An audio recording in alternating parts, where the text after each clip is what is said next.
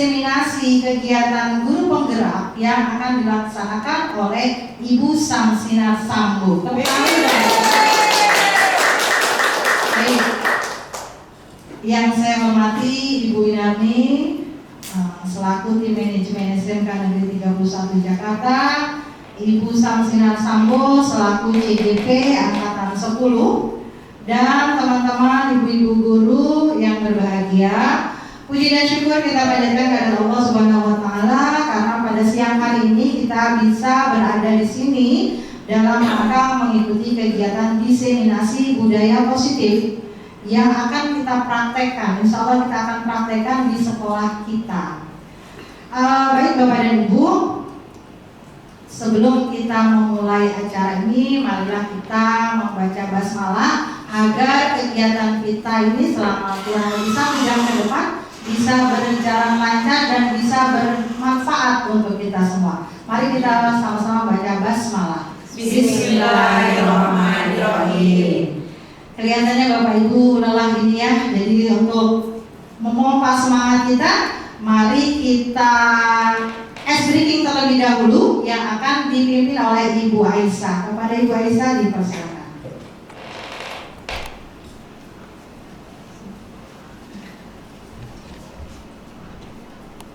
Semangat pagi. Semangat pagi. Pagi. Ya, Bapak Ibu, nggak ada bapaknya ya, ibu-ibu. Meskipun kita sudah siang, tapi tetap semangatnya harus semangat pagi. Sekali lagi ya, semangat pagi. Pagi. Luar biasa. Oke, tepuk tangan buat kita semua. Karena sudah lelah dan sudah siang hari, tapi saya patut kasih wow buat ibu-ibu semuanya.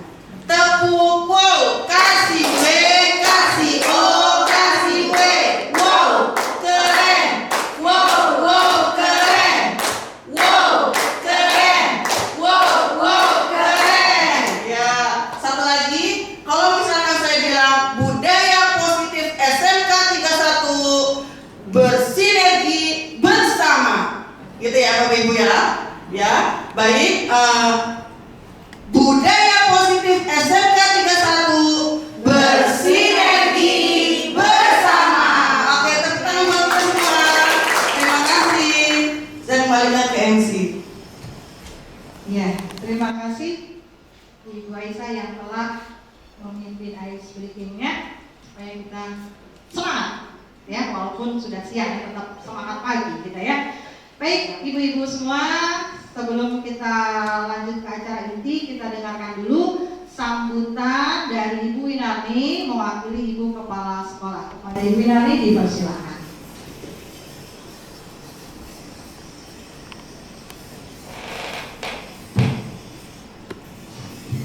Bismillahirrahmanirrahim. Assalamualaikum warahmatullahi wabarakatuh. Waalaikumsalam warahmatullahi wabarakatuh. Salam sejahtera untuk kita semua. Salam sehat selalu ya ibu-ibu yang sudah hadir di ruangan ini. Alhamdulillah rabbil alamin, kita panjatkan puji syukur kepada Allah Subhanahu wa taala di mana di siang hari ini kita bisa mengikuti kegiatan diseminasi modul 1.4 budaya positif. Saya mewakili Ibu Nur Asia mau mengucapkan selamat kepada Ibu Samsinar Sambo yang pada hari ini bisa melaksanakan kegiatan ini. Semoga kegiatan ini bisa menginspirasi teman-teman untuk bisa mengikuti langkah dari Ibu Samsinar Sambo yang sebelumnya sebenarnya juga sudah ada ya.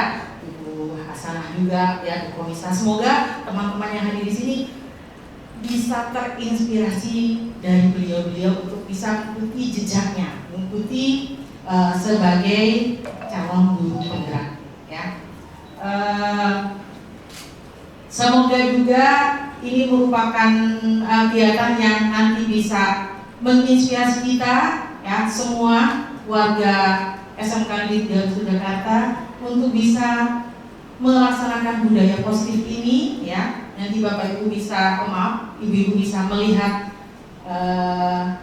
mencermati apa-apa yang akan disampaikan oleh Bu Samsinar, kemudian kita bisa mengambil manfaatnya bersama-sama, yang pasti untuk kebaikan kita semua warga SMK Negeri 31 Jakarta. Dan semoga Allah meridhoi semua kegiatan kita, jadi kegiatan acara ini berjalan lancar. Dan terima kasih juga pada teman-teman yang saling support ya. Memang kita harus saling support ya. Kita adalah tim ya, IS1 adalah tim, satu orang 5 kita support. Pada saat nanti berikutnya ada yang lagi kita harus support. Jadi kita apa? Support each other ya.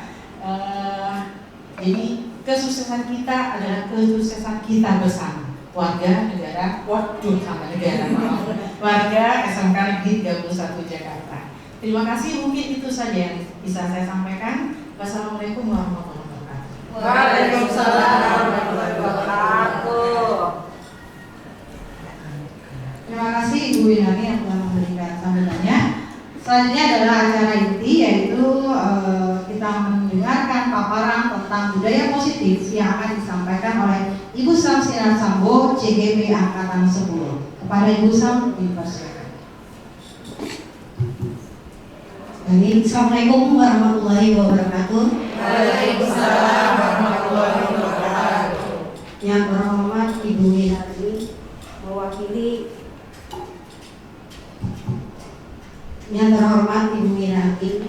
mewakili Ibu Kepala Sekolah, dan yang terhormat ibu-ibu, rekan-rekan yang sudah meluangkan waktunya mengikuti kegiatan saya, kegiatan diseminasi di modul 1.4, yaitu budaya positif. Mudah-mudahan apa yang akan saya sampaikan, saya bukan bermaksud menggurui, tetapi hanya sekedar berbagi ilmu yang saya terima di kegiatan CGP. Nah, di sini sebelum saya mulai, saya akan memperkenalkan siapa sih yang menjadi fasilitator saya, yang menjadi pembimbing saya selama CGP yang lebih kurang 9 bulan ke depan. Nah, di sini ada Ibu Emma Rohmahaya, itu dari BBGP Yogyakarta sebagai fasilitator saya. Kemudian ada Ibu Indah Trisnawati MPD, Kepala Sekolah SD 03 Tanah Tinggi. Beliau adalah sebagai pengajar praktik saya. Nah, di sini nanti saya akan berbagi ilmu mengenai posisi kontrol kita sebagai guru terhadap siswa kita.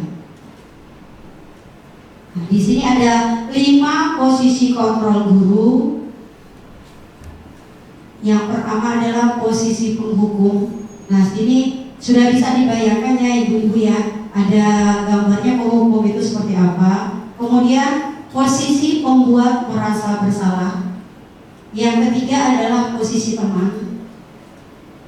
Yang keempat posisi pemantau, dan terakhir adalah posisi manajer, di mana diharapkan semua guru itu akan memposisikan dia sebagai manajer, karena manajer adalah posisi tertinggi. Nah, ada pun posisi penghukum, di mana seorang penghukum bisa menggunakan hukuman fisik maupun verbal. Orang-orang yang menjalankan posisi penghukum senantiasa mengatakan bahwa sekolah memerlukan sistem atau alat yang dapat lebih menekan murid-murid lebih dalam lagi. Biasanya guru-guru yang menerapkan posisi penghukum akan berbicara dengan nada yang suara tinggi.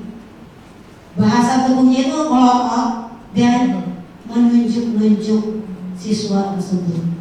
Ya, saya yakin ini kita tidak lagi ya Bu ya. Ini biasanya berlaku di kurikulum yang dulu, kurikulum CBSA, catat buku sampai habis. Kalau sekarang sih insya Allah tidak ada. Itu pengalaman saya dulu, kurikulum CBSA, catat buku sampai habis ya. Zaman SD ya. Nah, kemudian, di sini kata-kata yang biasa keluar yaitu, ini melotot ya, saya nggak bisa melotot deh. Terlambat lagi, pastilah terlambat lagi. Selalu datang terlambat. Kapan sih bisa datang tepat waktu?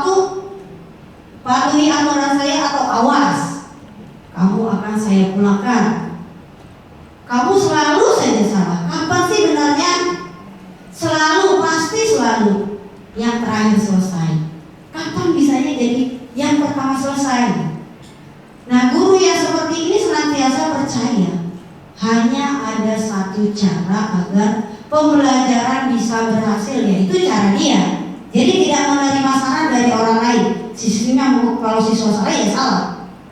Kalau dia terlambat, kenapa sih terlambat? Sekarang keliling lapangan. Kalau sekarang di kurikulum Merdeka tidak ada hukuman fisik ya. Hukumannya itu adalah hukuman yang mendidik. Nah ini tidak berlaku lagi. Semoga tidak ada yang menggunakannya. Yang kedua adalah posisi pembuat rasa bersalah, di mana siswa itu kita arahkan dia menyadari kesalahannya, sehingga siswa itu meminta maaf. Pada posisi ini biasanya guru akan bersuara lebih lembut. Pembuat rasa bersalah akan menggunakan keheningan yang membuat orang lain merasa tidak nyaman, merasa bersalah, dan merasa rendah diri. Guru-guru yang menerapkan posisi pembuat rasa bersalah akan berbicara dengan nada suara memelas, halus, sedih, bahasa tubuh merapat pada anak dan lesu. Nah, kata-kata biasanya, Ibu sangat kecewa sekali dengan kamu. Berapa kali Bapak sampaikan harus memberitahu kamu ya. Gimana coba? Kalau orang tua kamu tahu berbuat begini, bagaimana? Kamu gak kasihan sama ibu jika ibu dihukum kepala sekolah. Nah ini adalah guru membuat rasa bersalah. Nah guru ini jadi lebih merapat kepada siswa, merangkul siswa, tetapi dengan nada yang menyedihkan sehingga siswa merasa bersalah. Di posisi ini murid akan memiliki penilaian diri yang buruk tentang diri mereka. Murid merasa tidak berharga dan telah mengecewakan orang-orang yang disayangi. Ya salah satunya tadi disebutkan orang tua dan guru. Yang ketiga adalah posisi teman. Nah, posisi teman ini sering kita gunakan, apalagi siswa kita itu adalah siswa yang remaja, dewasa ya. Karena posisi ini nyaman, membuat siswa nyaman. Guru pada posisi ini tidak akan menyakiti murid, namun akan tetap berupaya mengontrol murid melalui persuasi, melalui pendekatan. Posisi teman pada guru bisa negatif ataupun positif. Posisi teman positif di sini berupa hubungan baik yang terjalin antara guru dan murid. Guru di posisi teman menggunakan hubungan baik dan humor untuk mempengaruhi seseorang.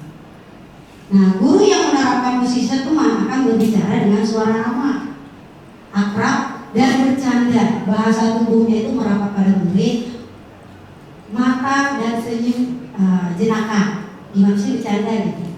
Dengan nada suara memelas, halus, sedih. Nah, di sini contoh katanya adalah, ayo bantu demi bapak ya, kerjakan PR-nya. Demi ibu ya, kamu besok jangan datang terlambat. Ayo ingat, kamu ingat gak bantuan ibu? Ibu loh sudah ngasih nilai kamu bagus. Ya sudah, kali ini tidak apa-apa, nanti akan ibu bereskan. Jadi kalau di posisi ini siswa itu akan tergantung kepada guru. Jadi apa-apa guru.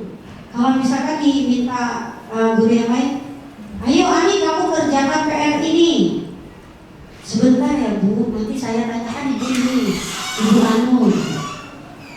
Hal negatif dari posisi teman adalah bila suatu saat guru tersebut tidak membantu, maka murid akan kecewa dan berkata, saya pikir bapak atau ibu teman saya. Jadi karena sudah biasa dibantu, suatu saat tidak dibantu sama guru, jadi dia merasa, oh kita gak teman lagi. Nah ibu gak bantu saya, jadi kita udah gak teman gitu. Kita musuh ya, gak CS lagi ya. Murid merasa dikecewakan dan tidak mau lagi berusaha. Hal lain yang mungkin timbul adalah murid hanya akan bertindak untuk guru tertentu dan tidak untuk guru lainnya. Murid akan tergantung pada guru tersebut. Nah, memang kadang di sini siswa kita itu hanya mau disuruh atau dimintai tolong oleh guru tertentu. Karena guru tertentu itu memposisikan dirinya. Jika ada guru yang minta bantuannya, dia akan mengelak ogah-ogahan atau nanti Bu, nah nantinya itu bisa tidak dilaksanakan. Itu adalah negatifnya posisi guru sebagai teman. Yang keempat, posisi pemantau. Nah, kalau memantau itu adalah mengawasi. Memantau berarti mengawasi. Pada saat kita mengawasi, kita bertanggung jawab atas perilaku orang-orang yang kita awasi. Posisi pemantau berdasarkan pada peraturan-peraturan dan konsekuensi. Jadi di sini sudah bermain data. Misalkan dia terlambat, kamu sudah berapa kali terlambat? Nah, itu di situ. Karena dia sudah memantau dari awal perbuatan siswa tersebut. Pada posisi pemantau menggunakan sanksi atau konsekuensi. Tidak, kita dapat memisahkan hubungan pribadi dengan murid sebagai seseorang yang menjalankan posisi pemantau. Jadi kadang posisi pemantau ini tetap sih semua posisi lebih ke positif negatif, tetapi kalau dibandingkan dengan posisi teman buat rasa bersalah, ini sudah berhasil. Jadi kalau tadi posisi penghukum, pembuat rasa bersalah, dan posisi sebagai teman itu dikatakan belum berhasil. Nah, posisi yang berhasil itu adalah posisi memantau dan posisi manajer, yaitu di posisi kelima nanti. Guru-guru yang menerapkan posisi pemantau akan berbicara dengan suara datar, bahasa tubuh yang formal, sebagaimana manajer kepada anak buah. Nah, contoh kata-kata yang muncul, peraturannya apa? Apa yang telah kamu lakukan? Kamu tahu sanksi dan konsekuensinya jika melanggar. Nah, itu adalah kata-kata yang muncul. Atau begini, kamu sudah berapa kali melanggar? Kamu tahu konsekuensinya. Itu adalah posisi pemantau. Seorang pemantau sangat mengandalkan perhitungan, catatan, data yang dapat digunakan sebagai bukti atas perilaku seseorang. Posisi ini akan menggunakan stiker, slip catatan, daftar cek. Posisi pemantau sendiri berawal dari teori stimulus respon yang menunjukkan tanggung jawab guru dalam mengontrol murid. Jadi di sini guru itu akan memberikan sanksi atau hukuman setelah cek data.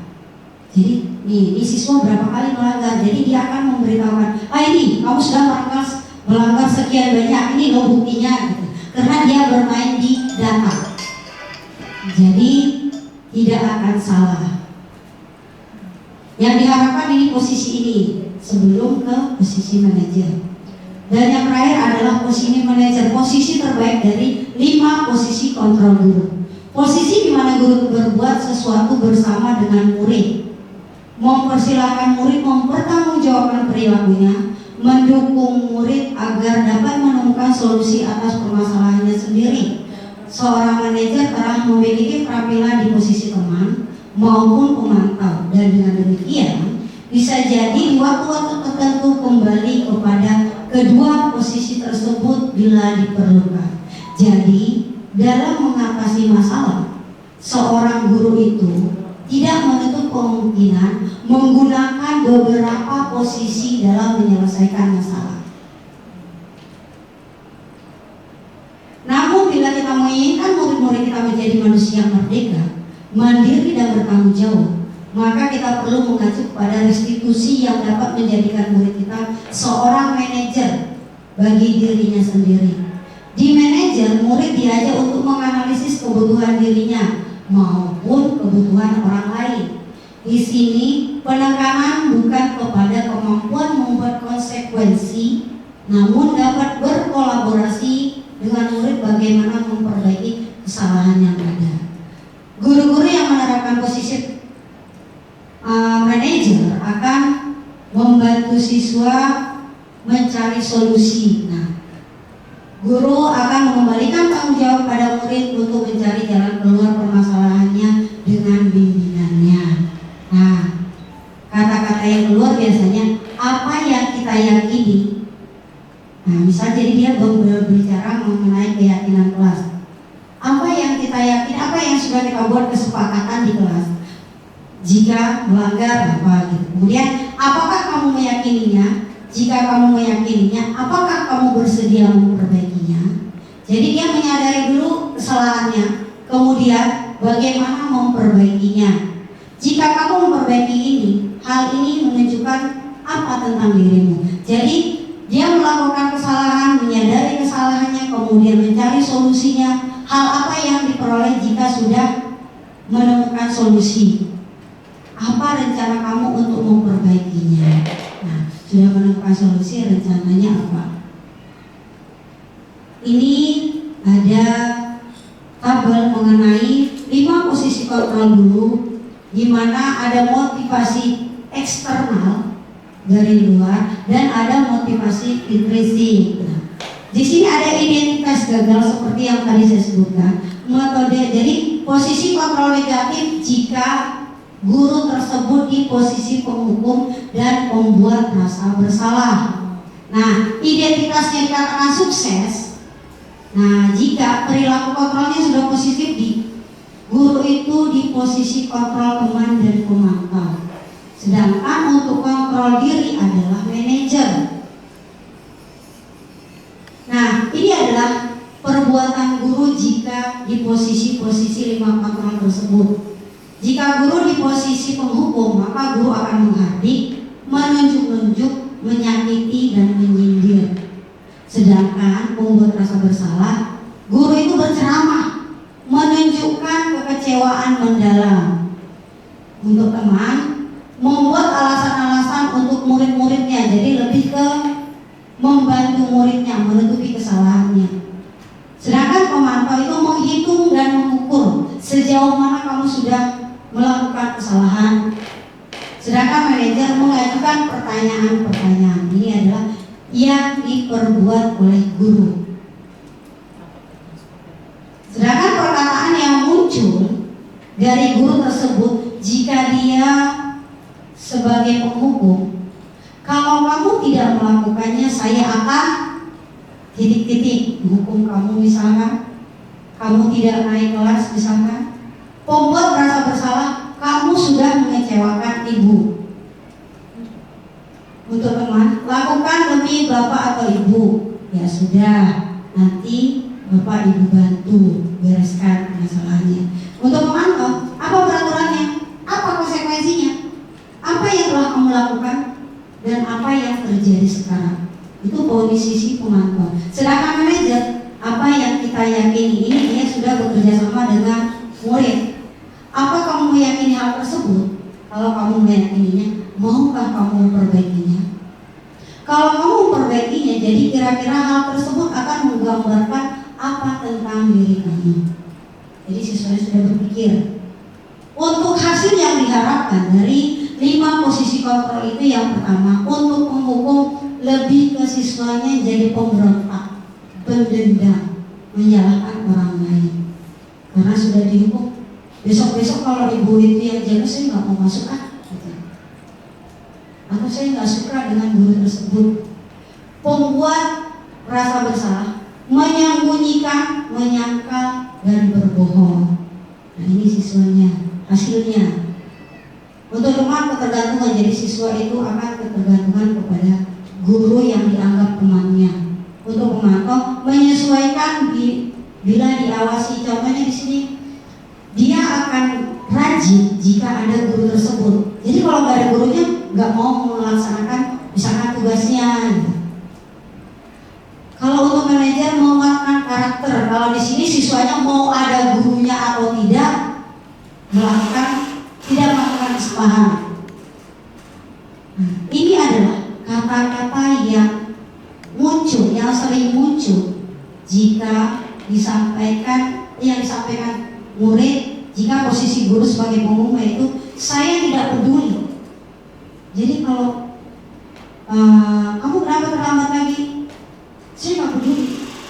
Kenapa? Ya saya emang nggak mau masuk gitu. Jadi lebih ke bodoh amat gitu.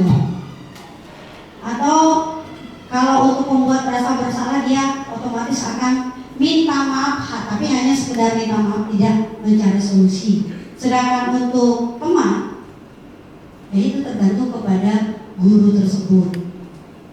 Sedangkan pemantau, saya akan dapat berapa. Nah, ini lebih ke keuntung rugi. Kalau saya mengerjakan tugas itu, saya dapat nilai berapa? Kalau saya tidak mengerjakan, saya nilainya berapa? Atau jika semua tugas saya kerjakan, saya dapat 100,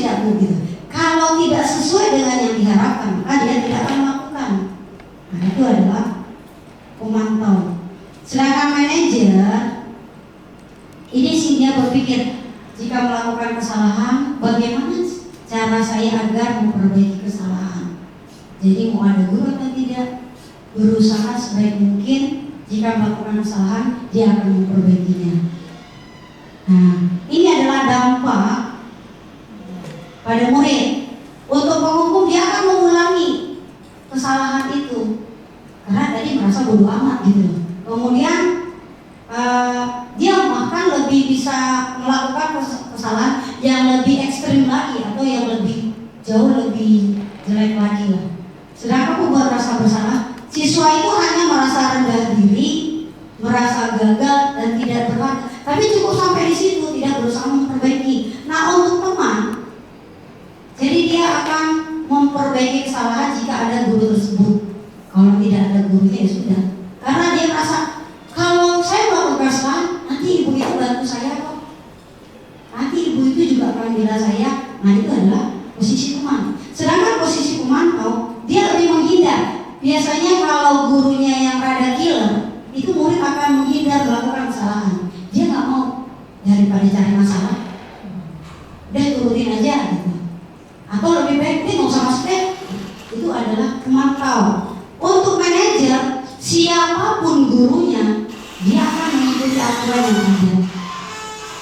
Mau melakukan kesalahan apapun akan diperbaiki. Kaitan dengan dunia berkualitas dari 5 posisi kontrol guru. Ini terhadap murid ya.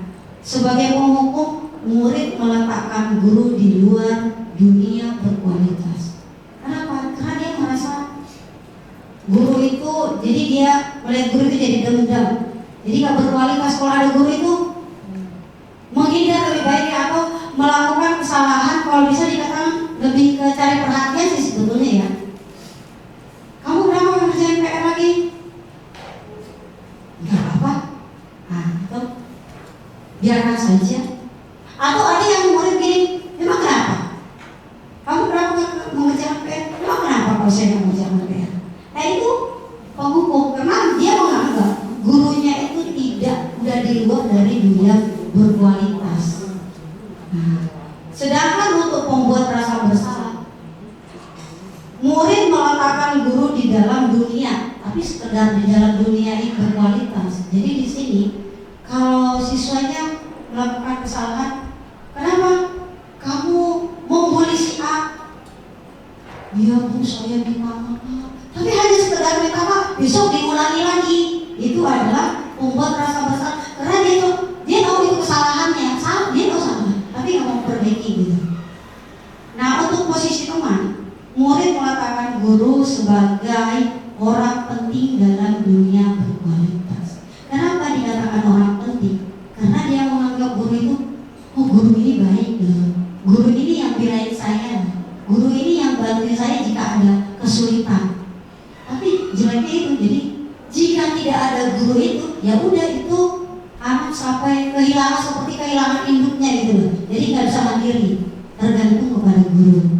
Untuk memantau, meletakkan guru peraturan di dunia berkualitas. Jadi dia melakukan tidak mau melakukan kesalahan karena takut dihukum atau takut tidak mendapatkan nilai yang bagus. Itu di sini hubungan timbal balik. Jika melakukan kesalahan, apa sanksinya? Jika melakukan kebaikan, saya dapat apa? Rewardnya apa buat saya? Untuk kondisi manajer, murid meletakkan dirinya sebagai individu yang positif dalam dunia berkualitas. Nah, di sini insya Allah kita akan mencapai posisi kontrol ini, walaupun secara bertahap. Di sini murid akan menghargai guru di mana dia saat melakukan kesalahan akan ingat guru itu tersebut. Oh, saya diingatkan, saya dulu dibilang ibu itu kalau melakukan kesalahan begini. Jadi jika saya melakukan kesalahan negatifnya begini, positifnya begini, sebaiknya bagaimana? Ini adalah posisi guru sebagai manajer. Untuk lebih jelasnya, di sini kita akan melihat video mengenai 5 posisi kontrol guru. Ya. Kita tonton bersama-sama.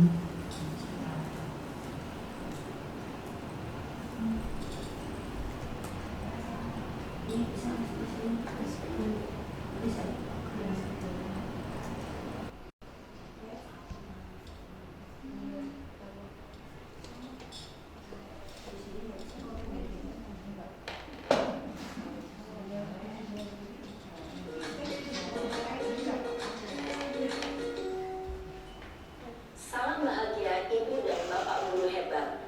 Dalam penerapan disiplin positif restitusi, salah satu program yang dikembangkan adalah 5 posisi kontrol.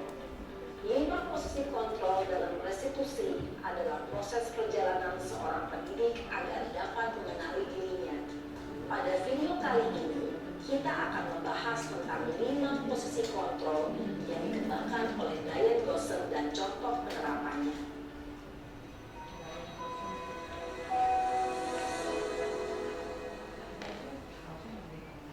5 posisi kontrol itu adalah 1. Posisi penghukum. 2. Posisi pembuat merasa bersalah. 3. Posisi teman. 4. Posisi pemantau atau monitor. Dan 5. Posisi manajer. Untuk lebih memahami kelima posisi tersebut, mari kita saksikan kasus Naren yang terlambat hadir 20 menit di sekolah dan melihat bagaimana kelima posisi kontrol dalam menghadapi masalah tersebut.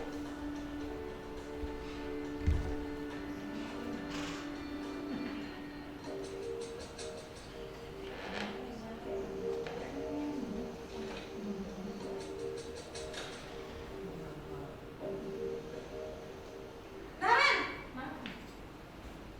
Sini kamu! Selamat pagi, Bu. Selalu terlambat. Kamu deh, pasti terlambat. Maaf, Bu. Saya Apa? Apa coba? Alasan kamu apa lagi? Kapan sih kamu tidak terlambat? Malas sekali ya kamu jadi anak. saya Dasar pemalas. Gak kapok-kapok sih kamu. Sudah berapa kali terlambat? Sana, kamu keliling lapangan basket 2 kali. kenapa saya harus ke lapangan basket, Bu? Kenapa? Kamu melawan ibu? Berani-beraninya jawab. Sudah terlambat, masih berani jawab pula. Sekarang, keliling lapangan basket 5 kali sekalian. Biar kapok. Cepat. Pergi sana ke lapangan basket. Posisi penghukum biasanya berbicara dengan nada tinggi, menghardik, menunjuk-nunjuk, menyakiti, dan menyindir. Hukuman bisa berupa fisik maupun psikis.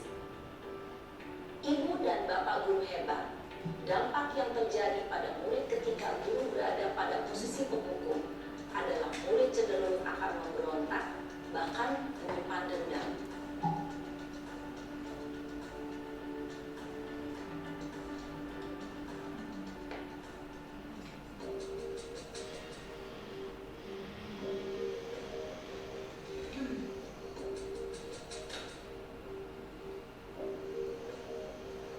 Naren!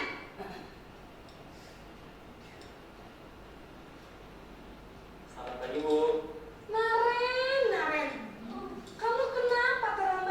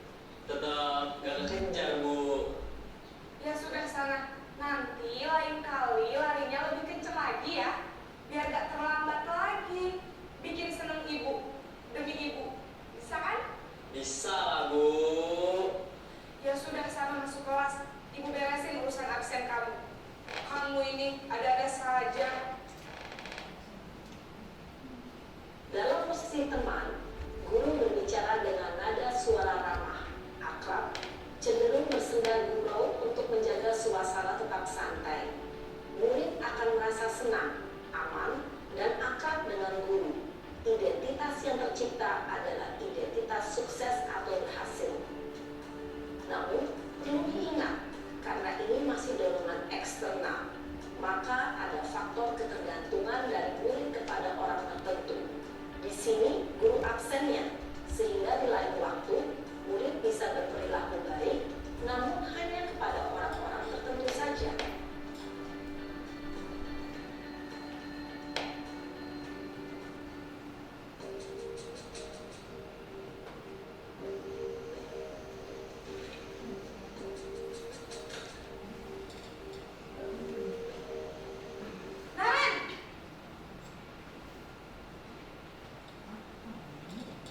Selamat pagi, Bu.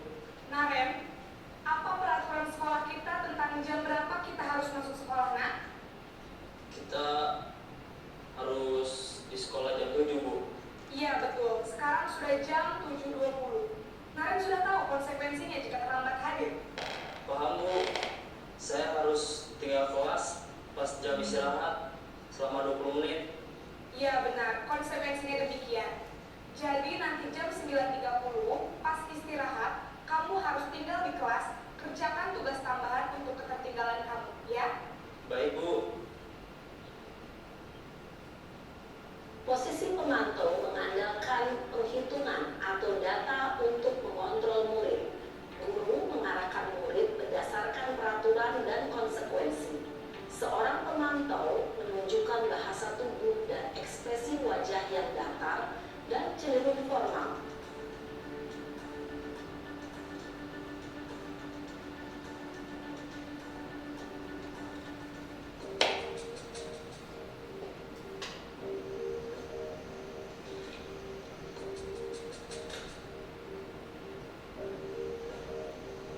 Naren!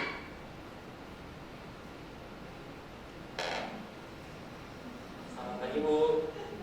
Selamat pagi, Naren. Maaf, Bu. Saya terlambat. Iya, sekolah masuknya jam 7, sekarang sudah jam 7.20. Jadi sekarang bagaimana ini, Naren? Maaf, Bu. Saya lupa setel alarm saya semalam. Baiklah, menurut kamu, keyakinan sekolah yang mana yang perlu kamu tingkatkan? Menghargai diri sendiri dan orang lain mungkin, ya, Bu. Setuju. Jadi, apakah Naren meyakini prinsip saling menghormati tersebut? Iya, Bu. Saya meyakininya. Apakah Naren bersedia memperbaiki masalah keterlambatan ini? Bersedia, Bu. Bagaimana kamu akan memperbaiki masalah keterlambatan ini? Saya akan coba untuk tidak lupa menyetel alarm saya, Bu. Baik, kalau Naren lupa menyetel alarm di rumah, ada orang yang kira-kira bisa bantu mengingatkan tidak? Ada, Bu. Kakak saya, Kak Emma. Ada lagi selain Kak Emma? Selain Kak Emma, ada ibu saya. Baik, jadi yang mengingatkan Naren adalah Kak Emma dan ibu kamu, ya? Kira-kira akan mulai setel alarm kapan nih, Naren? Setelah pulang sekolah, akan segera saya lakukan. Baik, jadi Naren akan setel alarm untuk bangun besok pagi dan akan diingatkan oleh kakak dan ibu Naren, ya? Ada lagi yang mungkin perlu dilakukan, Naren? Agar tidak terlambat jauh lagi. Tidak ada, Bu. Baik, Naren. Terima kasih untuk kerjasama kamu. Sekarang kamu perlu kembali ke kelas belajar. Baik, Bu. Terima kasih. Posisi manajer adalah posisi kontrol yang disarankan untuk membimbing murid memiliki sikap disiplin yang positif, yaitu murid yang mandiri, bertanggung jawab, dan dapat memecahkan masalah. Tujuan dari posisi ini adalah agar murid dapat berefleksi atas tindakannya. Guru akan dengan tulus memberikan pertanyaan-pertanyaan bermakna, sehingga membuat murid dapat belajar dari kesalahannya dan mencari sebuah solusi untuk menyelesaikannya. Ibu dan bapak guru hebat, setelah mengamati adegan kelima posisi kontrol tadi, kira-kira posisi mana yang paling ideal? Posisi mana yang dapat menunjang motivasi prinsip murid? Ya, tentu posisi manajer. Posisi ini memang posisi ideal yang ingin dituju setiap pendidik. Pada posisi inilah, guru dapat menerapkan disiplin positif dan menyediakan murid. Perjalanan seorang pendiri tentunya tidak mudah untuk sampai pada posisi seorang manajer. Namun, tujuan kita pasti, yaitu menciptakan murid-murid yang mandiri, merdeka, dan bertanggung jawab. Semoga penggambaran 5 posisi kontrol yang telah diperlihatkan ini dapat menjadi ajang refleksi bagi kita semua, agar dapat terus mengasah dan menerapkan disiplin positif yang memerdekakan murid. Mari terus berlatih dan bersemangat. Selamat menerapkan. Salam dan bahagia, Ibu dan Bapak Guru. Hebat.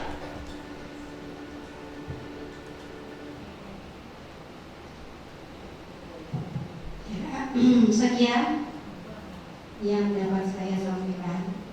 Sebelumnya saya tanyakan dari 5 posisi kontrol guru, posisi yang mana yang sering Ibu lakukan? Ya. Posisi yang mana nih? Dari penghukum insya Allah tidak ada, pembuat merasa bersalah, teman, pemantau maupun manajer. Posisi yang mana nih? Sampai saat ini. Teman. Oh iya, teman. Kombinasi. Ya, kombinasi bisa dari semuanya ya, kecuali penghukum. Oke, baik. Demikian Pak dari saya. Jika ada yang ingin ditanyakan, masuk ke sesi tanya jawab kepada moderator. 5 posisi kontrol dalam menerapkan disiplin positif yang berpihak kepada murid. Nah, dari paparan yang disampaikan Ibu Samsina tadi, kita udah tahu ya Bapak Ibu ada 5 posisi kontrol. Nah, itu bisa menjadi kita sebagai evaluasi untuk melihat, kita bercermin kita itu berada di posisi kontrol yang mana. Karena pada akhirnya goalnya adalah kita mencapai di posisi manajer. Nah, Bapak Ibu, kita berada di sesi tanya jawab. Jika ada pertanyaan dari Ibu, bisa dipersilakan. Jika ibu-ibu ada yang bertanya atau ada yang menambahkan. Terima kasih atas kesempatan yang diberikan. Tadi melihat paparan tentang 5 posisi kontrol guru, memang di sini saya pribadi dan mungkin kita semua bisa bercermin ya, ini sebagai pendidik apa yang telah kita lakukan untuk menerapkan disiplin positif ya kepada siswa.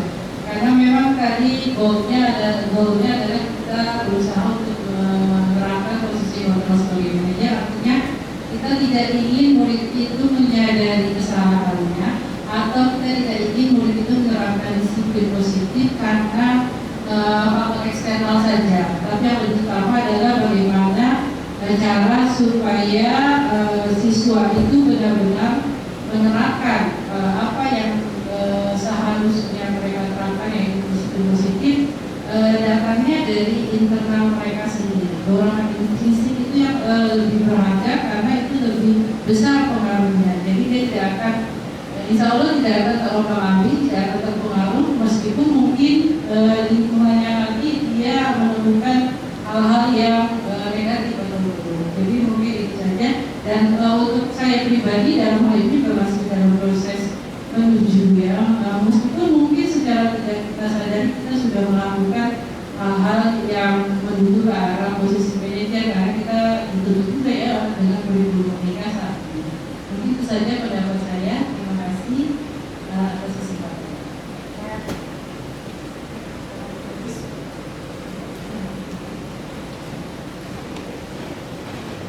Ya, silakan Bu Sam.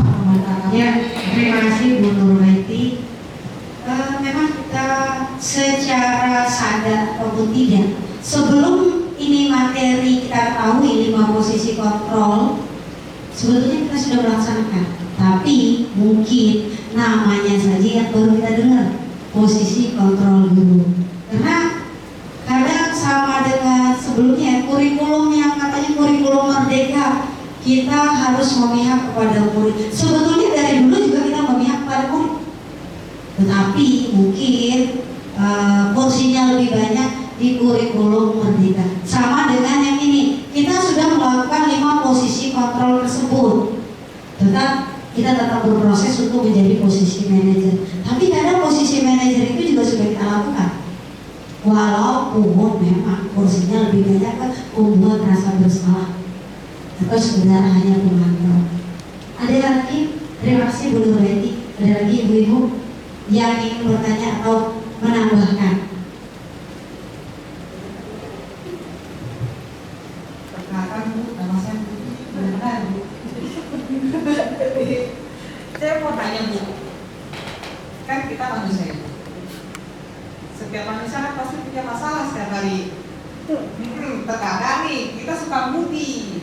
Mood kita hari itu memang tidak baik-baik saja, dan ketika masuk dalam kelas pun moodnya kita memang lagi buruk gitu. Kondisi hati lagi nggak enak. Tiba-tiba nih kita udah bisa menguasai kontrol sebagai manajer, tapi saat itu tiba-tiba perasaan pengen menghukum. Nah, efek sampingnya ke kita atau ke anak langsung sebagai siswa maksudnya. Terima kasih. Ya, moody. Semua pasti merasakan pernah yang namanya moody. Kalau gajian moodnya lagi bagus, ada duit, moodnya bagus ya kan. Tapi kalau udah mendekati tangga tua, udah lesu. Ya, kadang untuk tidak menutup. Iya, memang yang namanya moody itu semua pasti pernah mengalami. Gak ada yang gak pernah mengalami. Menurut saya. Nah, bagaimana? Siapa yang lebih merasakan efeknya? Konsekuen dua-duanya, siswanya maupun gurunya. Seharusnya kalau menurut saya nih, guru itu harus lebih posisi dia apa saat itu, harus memahami, oh saya sebagai guru berarti masalah saya sebisa mungkin murid tidak mengetahui. Jadi harus memposisikan diri. Yang namanya masalah kita itu sebisa mungkin tidak diketahui orang lain, ditutup. Nah, apalagi kepada siswa. Yang namanya siswa, jika kita punya masalah itu akan panjang ceritanya. Ibu itu umurnya lagi nggak bagus, jangan dekat-dekat, pasti begitu kan. Jangan melakukan kesalahan.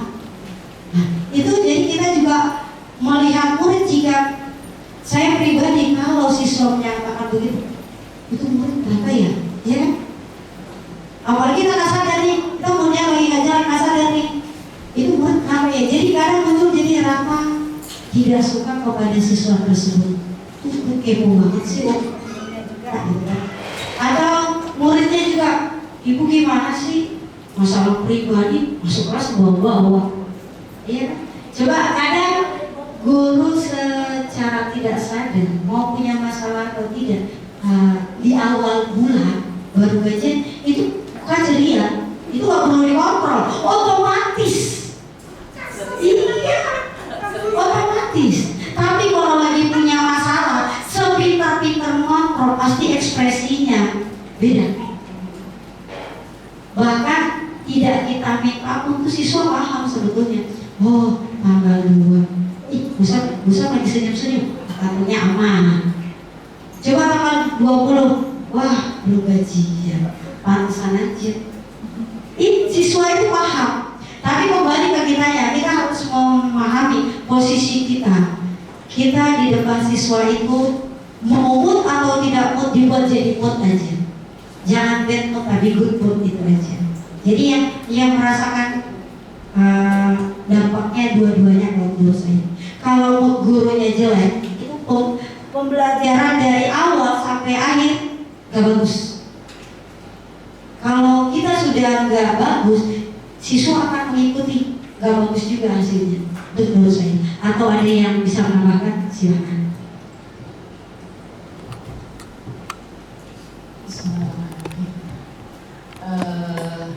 Ini adalah suatu bagus nih, kesah dari Putri. Ya, memang kita sebagai guru memang tadi kita adalah role model. Jadi apapun yang terjadi sama kita harus ceria. Kita adalah lain-lain kita adalah dalang. Dalang tuh harus bisa memainkan apa yang cerita yang harus kita sampaikan di depan kelas. Apapun itu, misalnya gak ada kata mudi kalau menurut saya. Ke depan kelas kita dari misalnya dari live ini pengalaman pribadi ya. Kalau misalnya saya tidak nyaman, setiap tangga saya mohon maaf ini kan ya. Bismillah, Bismillah, Bismillah. Sampai akhir kan, Bismillah. Ceria.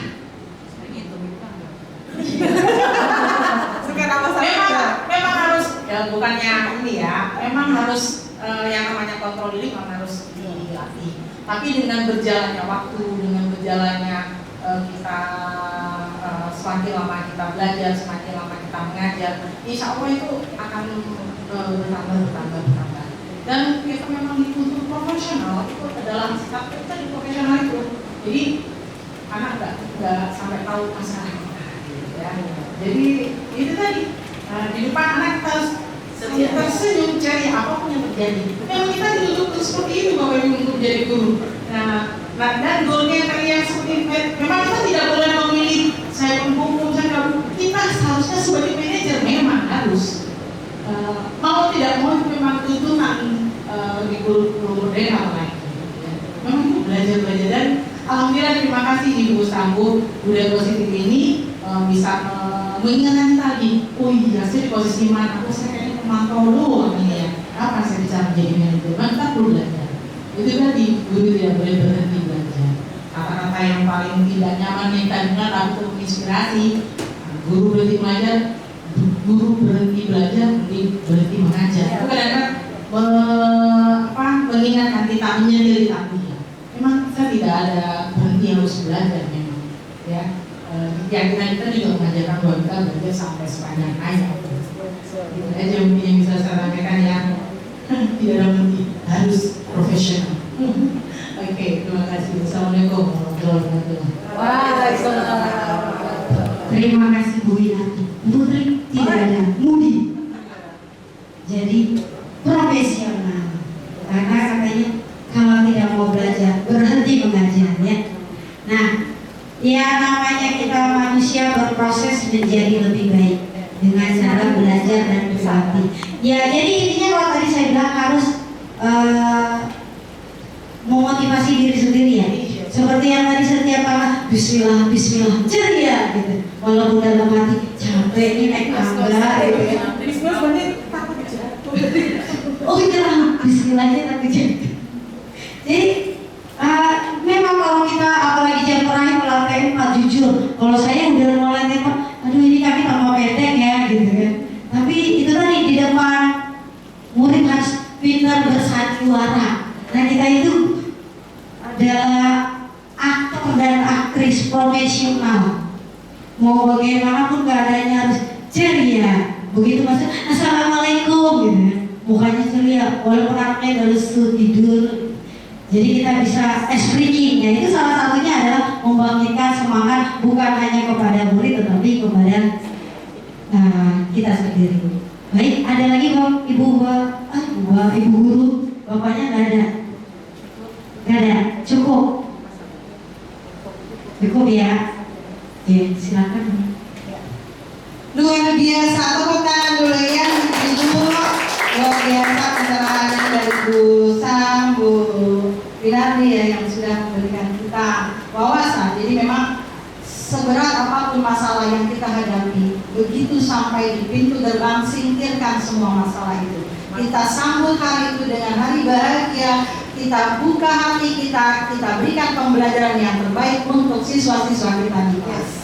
Ya baik, terima kasih Ibu Samsina dan juga teman-teman semua yang sudah mengikuti kegiatan ini. Semoga apa yang tadi disampaikan oleh Ibu Samsina kita bisa belajar gitu ya untuk mencapai posisi manajer dalam menerapkan disiplin positif di sekolah kita yang tercinta. Alhamdulillah kegiatan ini telah berjalan, telah selesai. Kita tutup dengan membaca hamdalah. Alhamdulillah.